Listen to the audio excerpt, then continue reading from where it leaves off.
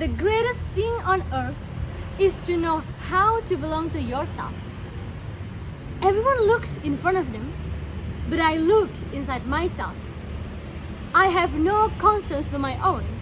I constantly reflect on myself. I control myself. I taste myself.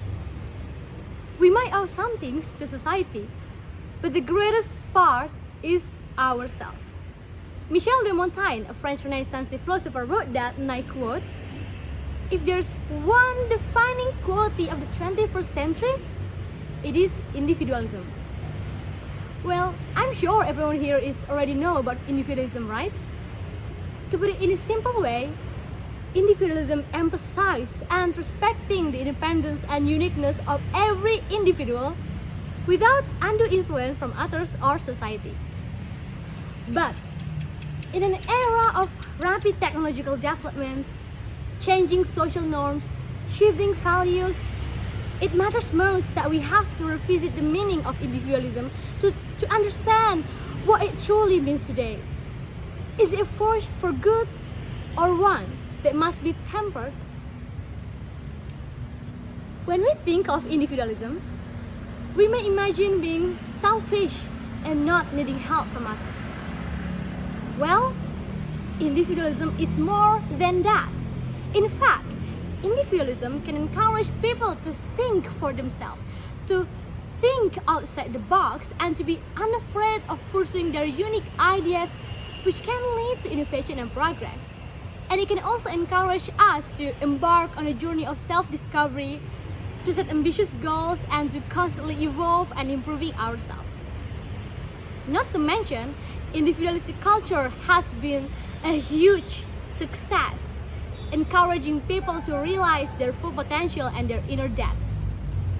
Individualism, when properly understood, is not at all selfish. It represents humanity's quest for personal freedom and responsible self-expression. Individualism shapes us to serve something bigger than ourselves. That is what individualism has always meant and still means.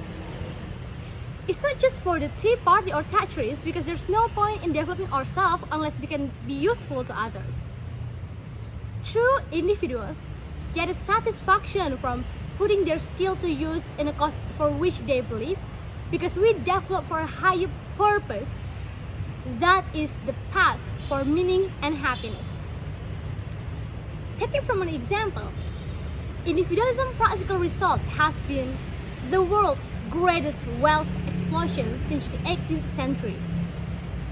Prior to that, the vast majority of people suffered from malnutrition or disease if they didn't starve to death. But individualism fueled invention, the agricultural revolution, the industrial revolution, and all the enterprises that have resulted in necessities and relatively luxuries like abundant food, affordable housing, decent clothes, and the mobility provided by bicycle, car, trains, planes. None of this would be possible without ideas from one person, from one individual, highly creative inventors, engineers, entrepreneurs, and knowledge workers. Yet, it can also promote diversity. How? It embraces for every individual rights to express their unique identity, to achieve their passion, and to contribute their unique experience to our communities. And then it enriches our societies and builds a sense of belonging for all by doing so. So, is individualism a good thing or a bad thing? There is no good or bad thing in this world. It is a complex world. When applied for the greater good, individualism can drive innovation, creativity, personal growth, but on the other hand, it can also create some kind of competition between individuals, which can lead to social anxiety and increasing societal challenges. Today is not simply a question of good or bad, but of balance. The challenge on our hand is how to proper balance between personal freedom and social responsibility, because personal freedom and social responsibility are not separate forces, but rather two sides of the same coin.